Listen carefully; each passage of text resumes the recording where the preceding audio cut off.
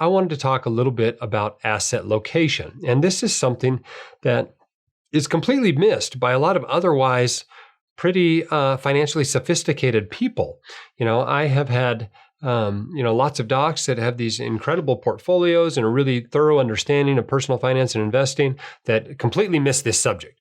And so I think it's worth talking about. Asset location is basically that process of dividing up your investments, your asset classes, these types of investments, into your various accounts. There are tax-free accounts like a Roth IRA. There are triple tax-free accounts like a HSA, a health savings account, and there are taxable accounts.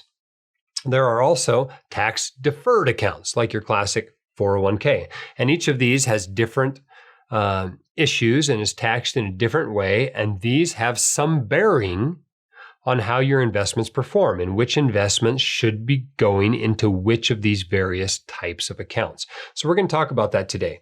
Unfortunately, it's a rather complicated discussion, and there are some rules of thumb, but very few absolutes in it. And the reason why is that everybody's combination of accounts is very different. Some people have more of their money in a tax-deferred account, while others have more of their money in a taxable account, for instance. And so these discussions are all over the place. But if you get this right, it can be worth as much as an additional after-tax return of perhaps 0.5% per year, which over a 30 or 60-year investing career can add up to $1 million or more. So it's worth looking at, but perhaps not obsessing over. So today I want to go over a couple of things that you ought to be aware of. Let's call them 6 principles of asset location that you should be aware of. And here's the first one. This is principle 1. The higher the expected return of the investment, of the asset class, the more likely that asset should be in a tax-protected account. And the reason why is because you want stuff that's going to grow quickly to be in those tax-protected accounts, because it makes your ratio of tax-protected accounts to your taxable account higher. And that, in turn, means that less of your money is subject to tax drag every year as your investments are taxed as they make money. And so that's the first rule to keep in mind. The second rule, of course, sometimes contradicts it, but you have to weigh the two of them together. The second rule is that the lower the tax efficiency of the investment, the asset class, the more likely that should be in a tax-protected account. Now, what do I mean by tax efficiency? For example, let's talk about a very tax inefficient investment. For example, a real estate investment trust is required by law to pay out 90% of its income each year to the investors. And that comes back as ordinary taxable income. It's not a qualified dividend. It is not a long-term capital gain. It is paid at your ordinary income tax rates. And so it can be a very tax inefficient asset class. Likewise, a typical nominal bond is very tax inefficient because it's essentially its entire return is paid out at its yield. And that is taxed at ordinary income tax rates. So when most of the return is coming out every year and it's coming out and being taxed at ordinary income tax rates, that's very tax inefficient. On the flip side, we can look at an investment, let's say the stock Berkshire Hathaway. This is Warren Buffett's company. It notoriously does not pay dividends. So there is no income from this stock whatsoever. There's nothing to be taxed each year. You pay no taxes on this investment until you sell it. So this is a very tax efficient investment. And so when you're having to choose, and this is all else is equal, you put the tax efficient investment in your taxable account. If something has to be in your taxable account, obviously if everything's in your Roth IRA, this isn't an issue. But if something has to be in your taxable account, you can put that tax efficient investment in your taxable account and the less tax efficient investments into your tax protected accounts, such as your 401k or your Roth IRA or your HSA.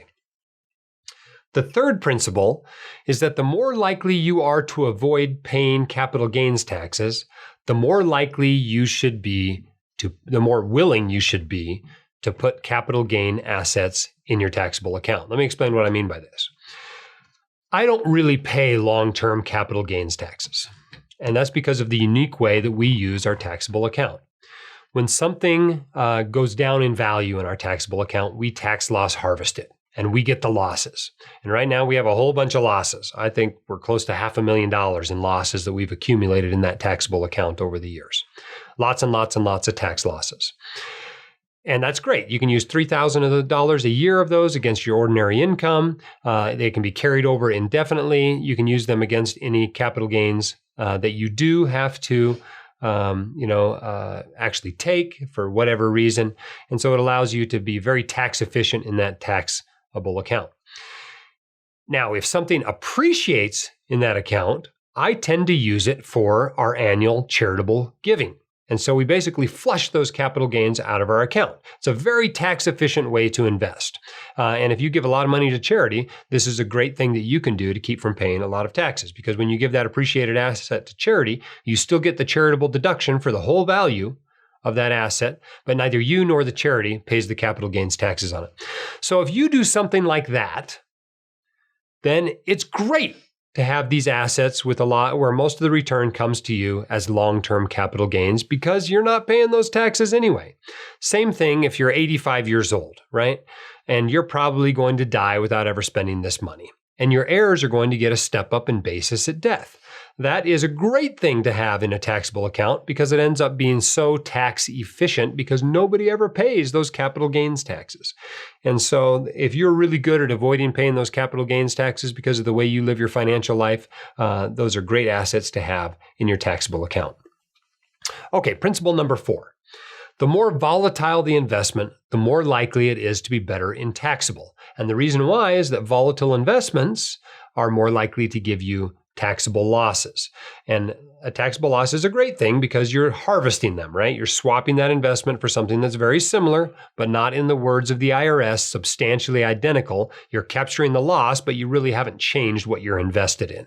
And so the more of those you're able to capture, the better. And of course, you're able to capture those more frequently with volatile investments, typically stocks. All right, principle number 5. A lot of people get confused about what they should put in their Roth IRA versus what they should put in their 401k. In general, you should place high expected return assets into tax-free accounts. The reason why is because it improves your ratio of tax-free money to tax-deferred money. That's a good thing because you expect higher returns on those assets. But don't kid yourself that this is some sort of risk-free lunch. It's not a free lunch. There is additional risk you are taking on. And the fact is, when you put money into a tax-free account, you own all of that money. When you put money into a tax-deferred account, some of that money is yours and some of it's the government's. You just haven't given it to the government yet. And so if you have equal amounts in the two accounts, they're not actually equal. You actually have more money in the asset that is in the tax-free or Roth account. And because of that, you're taking on more risk with your portfolio. So this is probably still a good thing to do. This is something most people do, but it is not a free lunch. So keep that in mind. And principle number 6, if you have a required minimum distribution problem, you should try to increase your tax-free to tax-deferred ratio. Now, what do I mean by an RMD problem? Remember, starting at age 72, you're required to start taking money out of your tax-deferred accounts. It has to come out of the account. You have to pay the taxes on it no matter what you do with the money. Now, if you're spending that money, I would not say that you have an RMD problem. An RMD problem is where you're taking money out of that account, you're having to pay taxes at a very high rate on it, and you don't even need the money. That's an RMD problem.